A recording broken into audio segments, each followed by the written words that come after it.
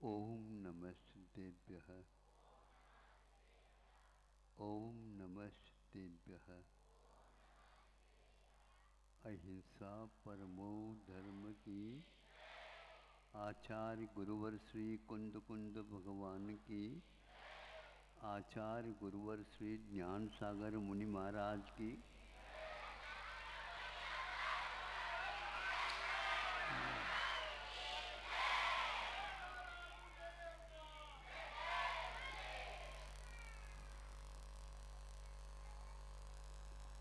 प्राय प्रथमान योग में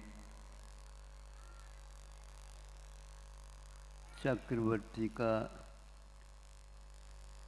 अर्धचक्री का जीवन चरित्र आप लोगों को पढ़ने के लिए मिलता है। वह चक्रवर्ती प्राय मुक्त होता है उसी भव से। प्राय इसलिए लगाया है, कुछ कुछ अन्यत्र भी चले जाते हैं और स्वर्गादिक पे भी चले जाते हैं, फिर भी मुख्य रूप से प्रधान रूप से वे हो जाते हैं। ये कभी भी नरक से नहीं आते, ये नरक से नहीं आते। पाप करने से नरक जा सकते, जाते हैं।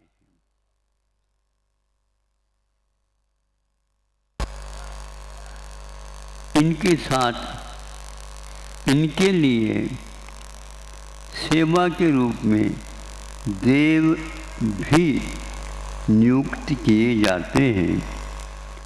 ऐसा नहीं है कि जो पसीना आ रहा हो उसके लिए यूं यूं झालर चलाए, क्योंकि ये महापुरुष होते हैं, इनको न पसीना आता है और न ही सीने में कभी दर्द होता। जो आज 7-8 साल का भी लड़का नहीं और इसको सीने का दर्द हो रहा। अब मैं इनको इसलिए उठा रहा हूँ, महापुरुषों में ये भी एक महत्वपूर्ण स्थान रखते हैं। से आरा युद्ध, यूं कह दो युद्ध ही तो कह देते और क्या कहें।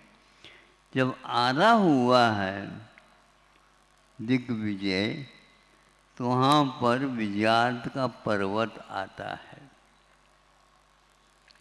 ये पर्वत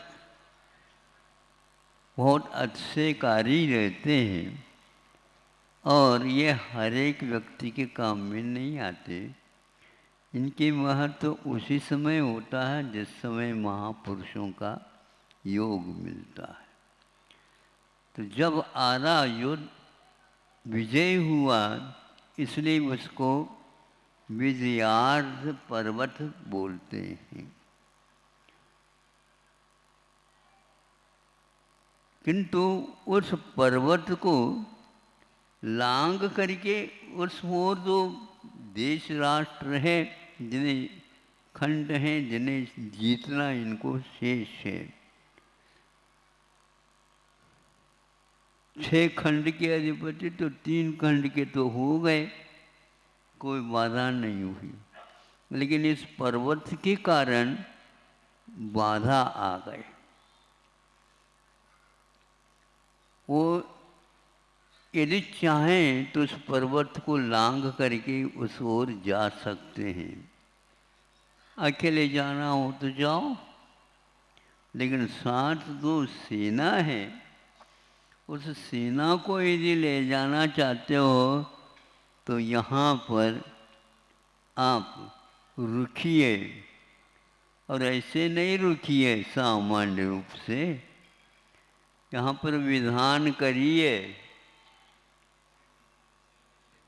है सुनो तो पहले अभी, तो विधान तो करिए, ये संविधान में लिखा हुआ है। आपको भी यहाँ पर विजय यात्रा के लिए निकले हो तो विजय के लिए और सर्वांगीण सेना की सुरक्षा शांति के लिए शांतिनाथ भगवान का, शांतिनाथ भगवान तो अभी हुए ही नहीं। शांतिनाथ भगवान नहीं हुए, 16 तीर्थंकर होंगे, तो चक्रवर्ती तो प्रथम तीर्थंकर के कार्य में हुए। अब शांतिनाथ भगवान का क्या, नई शांति विधान करके ही आगे बढ़ सकेगी।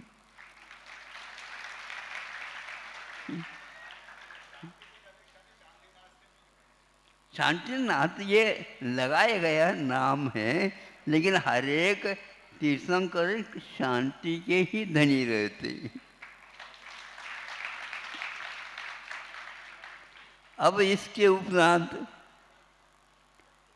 3 दिन का है, 6 दिन का, जो कुछ भी शांति विधान करना है वो कर लेते हैं। ऐसा नहीं कर सकते 2-2 बार भोजन करके। हाँ, उनके लिए भी लागू है।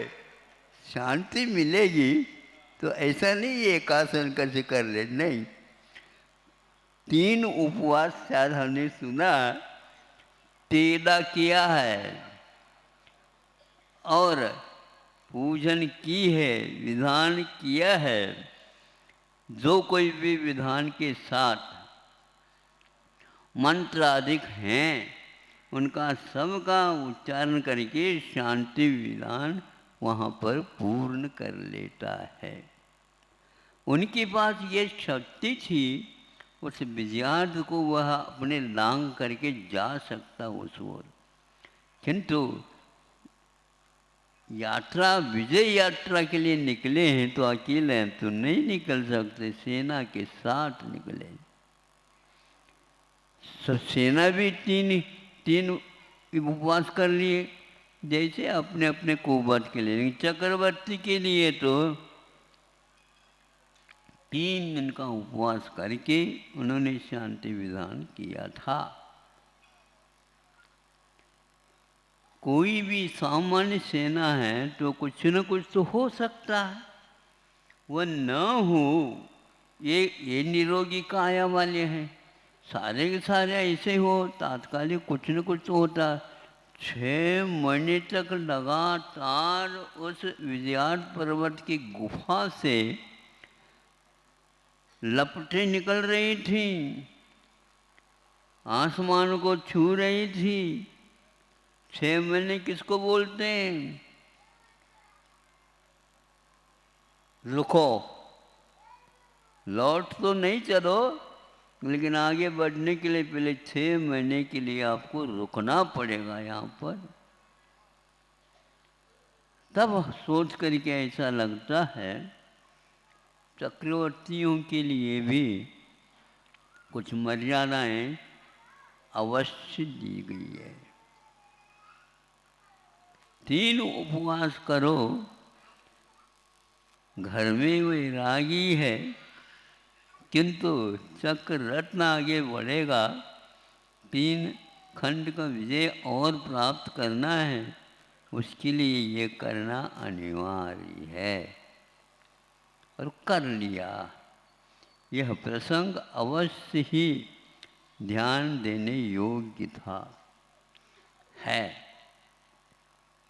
इसके साथ साथ उनके लिए ये भी कहा जाता है कि बहुत निरीह थे। देखो ऐसा है, पेट भरने के उपरांत सभी लोग निरीह हो जाते हैं, किंतु पेट यदि नहीं भरता, ये आश्वासन कम है कि 6 खंड के आप अधिपति हो रहे हैं, और वो भी एक प्रकार से ऋषभनाथ भगवान के द्वारा ही बताया हुआ है। आपको यदि मान लो इसी महोदय का या इसी जला के जो है विधायक होने की पूरी संभावना हो जाती है, तो पहले से ही आप भंडारा देते हैं क्या? नहीं, भंडारा जानते हो? दोनों प्रकार के भंडारा, नोट के बंडल भी खिसका देते हैं। चक्रवर्ती ने तो ऐसा किसी के लिए नहीं दिया, लेकिन वो यह भी एक टैक्स है, ये भी एक कर है, ये मर्यादा है। निरीहता के साथ साथ वे तप आदि करने के लिए भी सशक्त थे। ये उपवास करना, दानम पूजा शील मुआसो सावयानम धम्मो, कि ज्ञान पूजा पहले करो, दान भी करो, शील का पालन भी करो और उपवास भी करो। उपवास का अर्थ अतिक्रमण नहीं करो, पास रहो, अपनी सीमा के बाहर नहीं जाओ। यह उनके लिए पहले से ही बताया गया है, वे इसका पालन अवश्य ही करते थे, क्योंकि यह श्रावकों का धर्म होता है। शील का अर्थ यह होता है, एक प्रकार से ये लिया जाता ब्रह्मचर्य से रहना नहीं, शील का अर्थ स्वभाव होता है। शील 7 प्रकार के, जो कि 5 प्रकार के अनुव्रत होते हैं, 3 प्रकार के गुणव्रत होते हैं, 4 प्रकार के शिक्षाव्रत होते हैं। ये 4 और 3 7 प्रकार के ये सप्तशील, ये श्रावकों के हुआ करते हैं, और इसका उल्लंघन वे भी नहीं करते थे। वह आप जैसे संकल्प तो नहीं लेते, किंतु इसका उल्लंघन वे नहीं कर सकते, नहीं करते थे। ये कैसे आप कह रहे हो? इसलिए कह रहा हूँ, उनके लिए 6 खंड में 32,000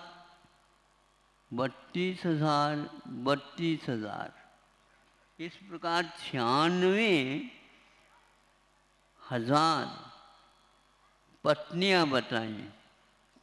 और एक प्रकार से बहुत सावधानी के साथ सुनिए, वे म्लेच्छ खंड से भी जब उनको जीत करके लाते हैं, उस समय उनके लिए वहाँ के म्लेच्छ राजा जो नतमस्तक होकर के 32,000 कन्याओं का दान किया है। रावण थे, इसलिए आज तक वह एक प्रकार से अपवाद का पात्र बना हुआ है। चक्रवर्ती ने 96,000 राजा के बाद कुछ मांग करके और कुछ कन्याओं को मांग नहीं की थी, नहीं समझे? 96,000 ही रखा, ये उनकी सीमा थी, पहले से ही सीमा थी। चाहे मांगने से थोड़े से ही सारा हो जाता, अनेक और कन्याओं को दे सकते, नहीं। 96,000 के बाद एक भी कन्या, एक भी स्त्री को हम स्वीकार नहीं करेंगे, यह एक मर्यादा उनके पास भी थी। एक मर्यादा यह थी, इसलिए उनको अनुवृत्ति नहीं थे, ऐसा हम नहीं कह सकते। 6 खंड के बाद भी वह और किसी के ऊपर आक्रमण करके उनके खंडों को एक और 6 खंड में मिला ले। अनेक राष्ट्र आज अड़ोस पड़ोस के राष्ट्रों की ओर देख करके अपने राष्ट्र में समाहित करना चाहते हैं। उसके नाम लेने की कोई आवश्यकता नहीं, आप लोग जानते हैं। आप ही लोग तो आकर के हमें बता देते। लेकिन चक्रवर्ती किसी एक खंड की ओर, एक आधा खंड की ओर भी आक्रमण नहीं किया। यदि करते मिल जाता, लेकिन वहाँ पर भी 6 खंड उस सीमा के बाहर, वहाँ पर भी है चक्रवर्ती आदि, इसलिए वे इसको होने नहीं देंगे और ये किसी प्रकार से करने नहीं देंगे। देखो भैया, आपके सामने थाली है तो उसी थाली को देखो। अड़ोस पड़ोस की थाली देखना पंगत में बैठ करके अच्छा नहीं माना जाता। आपके लिए यदि थाली दहेपुर से होती तो बात अलग थी, लेकिन वहाँ के व्यंजनों में इस व्यंजन में कोई अंतर है। तो तुमने जैसा कर्म किए वैसे तो थाली में आएंगे परोस करके। इस प्रकार अपनी जिह्वा इंद्रिय के ऊपर भी वे अंकुश, या यूं कह लेना उसको भी अपने अंडर में रखते थे, क्योंकि आगे जा कर के बिना मांगे ही हाथ में वो भी थाली नहीं मिलेगी, भोजन तो करना पड़ेगा। उन्होंने तो किया ही नहीं, ये बात अलग है। अन्य चक्रवर्ती इनसे और भी थे, उन्होंने उपवास किए हैं और रस परित्याग भी किया है, कुछ मांगा नहीं। अपने ही सब राज्य थे, मांगना चाहिए, बिना मांगे भी मिलता था, लेकिन बिना मांगे ही वे जब तक केवल ज्ञान नहीं हुआ तब तक मुनि पद की मर्यादा को ध्यान में रख करके ही चले हैं। इस प्रकार यह कहना चाह रहा हूँ, इनके बारे में विशेष इस चारित्र के बारे में कुछ कहा नहीं गया है, लेकिन शील यह एक प्रकार से उनके श्रृंगार के रूप में था, इसमें कोई संदेह नहीं है। इसलिए वे अविरत सम्यक दृष्टि होते हुए भी शील के धनी थे, इसमें कोई मतलब, क्योंकि सब तो व्यसन इनके लिए नहीं। ये अवश्य है उन्होंने कुछ मर्यादाओं को भी तोड़ा है, तोड़ना नहीं चाहिए था, लेकिन मोह महामद पियो अनाज, भूल आपको भरमतवाद। ये दौलत राम जी ने पहले ही दोहा में कह दिया है। ये होने के उपरांत भी कभी कभी वह कुछ चीज़ नहीं उपलब्ध होती है, तो उसकी उपलब्धि के लिए संघर्ष चक्रवर्ती आदि ने भी किए हैं। इसके बिना वह पद मिलता ही नहीं, अथवा वह अधूरा ही रहता है। इस प्रकार मर्यादाओं के बारे में हम देखते हैं तो यह महापुरुष 63 सदा का पुरुष चक्रवर्ती आदि तीर्थंकरों सहित, इनसे भी मर्यादा तीर्थंकरों की ओर है। वे एक प्रकार से मर्यादा गृहस्थ आश्रम में तो रखे हैं, लेकिन उसमें भी वो एक ऐसी मर्यादा भी रखे हैं, 4-5 बाल यति जिनको घोषित करते हैं, वे बाल यति का अर्थ यह है वे यत्नशील रखते थे, लेकिन बाल हो करके ही रखते थे, यत्नशील। शादीशुदा नहीं थे। 5 बाल ये थे, उनमें से एक कि उसको क्या बोलते हैं आप लोग, शादी से पहले नक्की करते हैं ना, पक्का करते, सगाई। सगाई